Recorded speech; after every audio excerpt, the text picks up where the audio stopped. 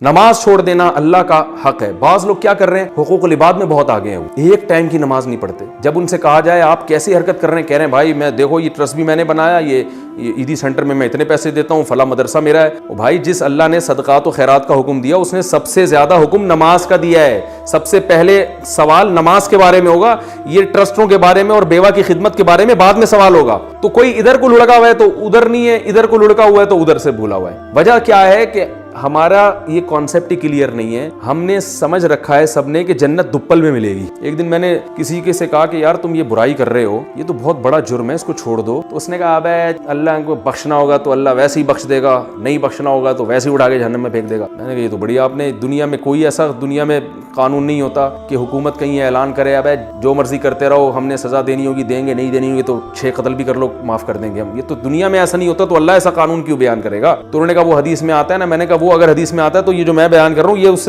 سے وہ اگر ایک حدیث میں آتا ہے جو میں بیان کر رہا ہوں وہ 99 حدیثوں میں آتی ہے وہ بات, تو 99 کو چھوڑ رہے ہو, ایک کو لے رہے ہو. تو یہ آج کل ہمارے ہاں مارکیٹ میں یہ چیز چل رہی ہے جس سے ہمیں بچنے کی ضرورت ہے. تو اللہ نے جو اصول بیان کر دیا وَذَرُوا ظَاهِرَ الْإِثْمِ وَبَاطِنَهُ, سارے گناہوں کو چھوڑنا پڑے گا. تو ابھی رمضان آنے والا ہے, اس سے پہلے اپنی ایک لسٹ تیار کریں. یار والدین کے معاملے میں میرا سلوک, بیوی بچوں کے معاملے میں میرے حرکتیں, اور تنہائی میں کیا کرتا ہوں, بری فلمیں تو نہیں دیکھتا, اور بد نظری تو نہیں کرتا, نماز میں سستی تو نہیں کرتا, اور جو ہے جتنے بھی گناہ ہیں, کہیں میں نے مالی لین دین میں گڑبڑ تو نہیں ہے, کسی کے پیسے میرے ذمے ہوں جو نہ دیے ہوں, یا اگر میں مر جاتا ہوں تو کسی کو کیا پتا میں نے کس کے پیسے لیے, میں کوئی وصیت نامہ میں نے لکھا ہوا ہے. یہ ساری چیزوں کی لسٹ تیار کریں اور پھر آہستہ آہستہ گناہوں سے بچنے کی کوشش کریں. ٹھیک ہے ایک دم نہیں چھوڑے جاتے تو پھر یہاں خوشخبری ہیں کہ جو چھوڑنا چاہے گا اس کو اللہ نے خوشخبریاں سنائی ہیں کہ جو میری طرف ایک بالش آئے گا میں اس کی طرف ایک ہاتھ آؤں گا, جو چل کے آئے گا میں اس کی طرف دوڑ کر آؤں گا, لیکن آنا پڑے گا. آنے کی ڈیفینیشن کیا ہے؟ وظیفے پڑھنا آنے کی ڈیفینیشن نہیں ہے. اللہ کی طرف آنے کی ڈیفینیشن یہ کہ آپ گناہ چھوڑنا شروع کر دیں, اس کا مطلب اللہ کی طرف چلنا شروع ہو گئے. پھر اللہ نے کہا تھوڑا سا تم ادھر سے چلو